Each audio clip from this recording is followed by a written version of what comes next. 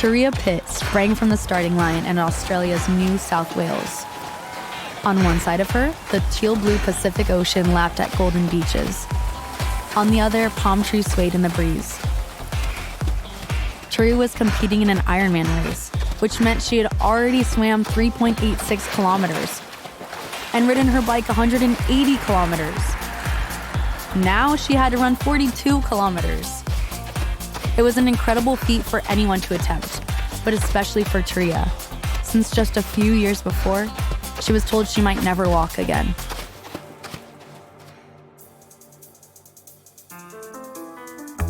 I'm Brooklinn Khoury, and this is Good Night Stories for Rebel Girls, a fairy tale podcast about the real-life rebel women who inspire us. On this episode, Turia Pitt, a mining engineer, ultramarathon runner, model, and motivational speaker who defied all odds to cross one finish line after another. Turia grew up in the stunningly beautiful coastal town of Ulladulla, Australia, which Turia calls the sickest surf spot on the whole coast. When she was little, she loved surfing with her father, balancing on one of his homemade surfboards in awe of the roaring ocean. At night, exhausted after a long day of riding waves, she fell asleep to the clickety-clack of her mother writing stories on her typewriter. Those stories were filled with mana, a Polynesian word Turia's mom often used that meant love and forgiveness, energy and courage all in one. Turia's father had a way with water, and her mother a way with words. Turia inherited both. On Friday nights, Turia's mother took her and her brothers to the library to pick out books for the weekend. Turia was fascinated by the library, especially all the books on geology and the natural world. Learning about nature felt so full of magic and possibility. Sometimes, though, the magic fell away, like when Turia's parents fought. Listening in, she didn't know what to do with the worry coursing through her body. She wanted to unleash it, but how? One day, during a big fight, Turia felt the walls closing in on her. She burst out the door and broke into a run. She had no plan, no idea where she was going. She just raced down the street, trying to leave all the anger and worry behind. Soon she was panting, her legs aching. But the more she ran, the calmer she felt. Her mind and her heart focused on putting one foot in front of the other, feeling the fresh air on her skin. She felt the whole world expanding, giving her new space to move and grow. From that day on, Turia turned to running to carve out new paths of peace wherever she could.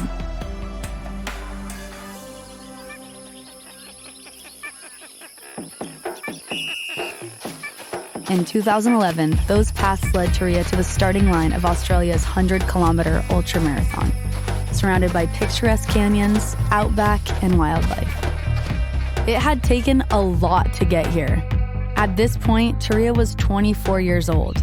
She had a successful career as a mining engineer, and she was an accomplished long-distance runner. She was also in love with a man named Michael, and they were trying to save money to build a future together. While Turia really wanted to do this race, she knew the registration fees were too expensive.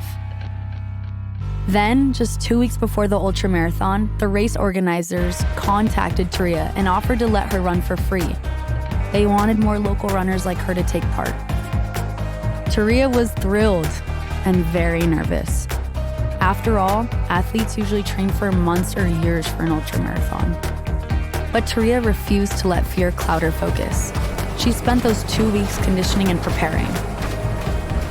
After a whirlwind of training, she arrived in Australia's rough, rugged, and remote Kimberley region. At the starting line, she slipped on her headphones and played her favorite music to channel all of her energy into moving forward. "Go, girl," she told herself. "You got this." Soon, Turia was bounding across the dusty red earth, free and full of spirit. The landscape was incredible, with rust-colored dirt and wide-open spaces. It almost looked like Mars. The spindly grasses and craggy trees rose ahead of her like odd-shaped clouds. Turia knew this race could take many hours. So to entertain herself, she tapped into her childhood love of storytelling, imagining herself as the star of a thrilling adventure. Go, she told herself, pretending she was on a secret mission. You have an important message to deliver. Lost in the music she was listening to and the story she was inventing, she almost didn't notice the low rumbling sound around her. But as it grew louder, she couldn't ignore it. She slipped off her headphones. Oh, she thought, I'm about a quarter of the way through the race. That must be the sound of the highway approaching. With a burst of new energy, she ran towards the sound, pushing herself onward, until she looked up and saw fire. The rumbling sound, it hadn't been the highway. It was a raging fire heading straight towards her through the bush and tall grasses. Turia stopped, searching for an alternate route, but there was none. She saw fellow runners in the same predicament, and together they searched for a way to escape. The only thing they found was a steep, rocky embankment off to one side. As Turia scrambled up, she felt a wild panic bubbling up inside her. The fire was so close now. She tried to imagine Michael's warm smile at the top of the embankment, welcoming her home.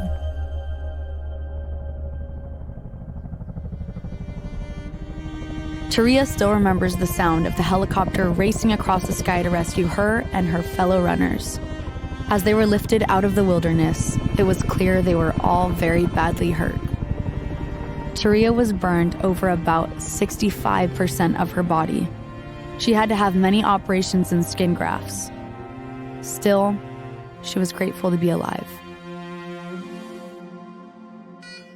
It was a very long and agonizing time in the hospital. Turia tried to approach recovery scientifically and logically, building from one small victory to the next. First one step, then two. One day, Turia's goal was to climb a stair. Her family looked on while she used all her strength and focus to bend her leg and shift her weight forward. It was so brutal. As her body throbbed with pain, she heard Michael clapping and shouting, "Well done!" Turia felt a flash of anger. "What are you celebrating for?" she asked. She used to be an elite athlete. Now the bar was so low he was proud she climbed a single stair.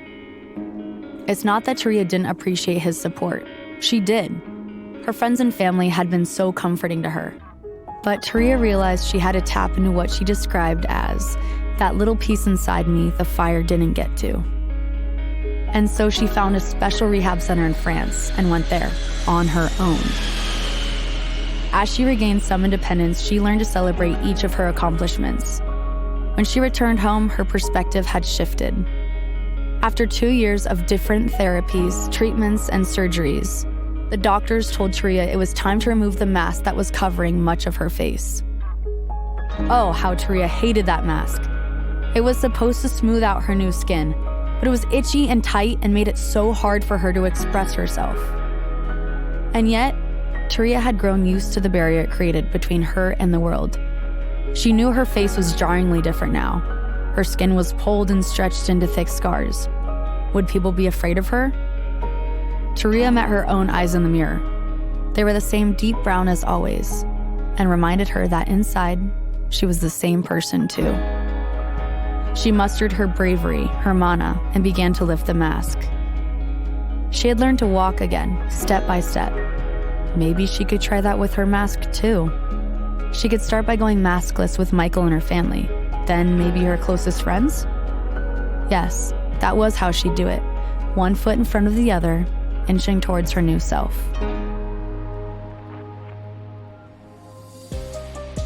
One of the doctors told me I wouldn't be able to run again, Turia remembers. I thought, I'm gonna show you. I'm gonna do an Ironman one day. It seemed far-fetched, maybe even impossible, but she needed to do it, not just to prove her physical strength, but because running was the only thing that truly made her feel whole. And so 5 years after the fire, Turia made her dream of running the Ironman come true. On a Sunday morning in May of 2016, she stretched at the starting line, gazing out into the gorgeous skyline. For the first part of the race, Turia dove into the Hastings River, elated but also nervous. The swim was going to be the trickiest part. Because she'd lost so many fingers, she couldn't scoop the water like most swimmers. she opted not to get prosthetics because they wouldn't be functional. So she developed a different method of swimming that helped propel her forward. Once in the water, Turia felt the cool rush urging her on. She got in the zone and made it through the swim without a hitch. Next, she hopped on her adaptive bike. Again, it would be a little different this time. As she zoomed alongside the glittering Pacific, she worried about a blowout. One thing her hands couldn't do was change a tire. But her trusty bike and her resilient body carried her across the 180 kilometers without a problem. Then it was time to run. Turia had to stop occasionally to splash herself with water. Her body couldn't cool itself down like it used to. But this part of the race was clearly her favorite. She felt that familiar path of openness and expansion before her. Her mind was soaring, her footsteps almost effortless. After more than 13 hours, Turia heard the exuberant sound of a legion of fans, and the proud voice inside her head too, cheering her across the finish line. "You can do it," they cried. And she did. In the years since the fire, Turia has accomplished an astonishing array of feats, many of them like the Ironman, raising funds for burn victims in developing nations. She has also hiked part of the Great Wall of China, learned to sail, and given birth to 2 energetic boys. When Turia's sons ask why she looks so different from other moms, she answers them honestly. "I was burnt," she says, "and this is a scar." Turia has grown confident enough to pose for many magazine covers, redefining people's idea of beauty. She's also written books and is one of Australia's most sought-after motivational speakers, doing for others what her inner voice did for her. And Turia has a program that helps women establish running practices, sharing that freedom and clarity that has truly been life-changing for her. Turia believes that her life is bigger and better than it was before the fire. She has everything she has ever wanted and more. Her loving family with Michael and the boys, a wildly successful career helping others, and the ability to run again. She lives each day channeling and sharing mana, love, forgiveness, energy, and courage. Wherever she runs next, mana will be her guide.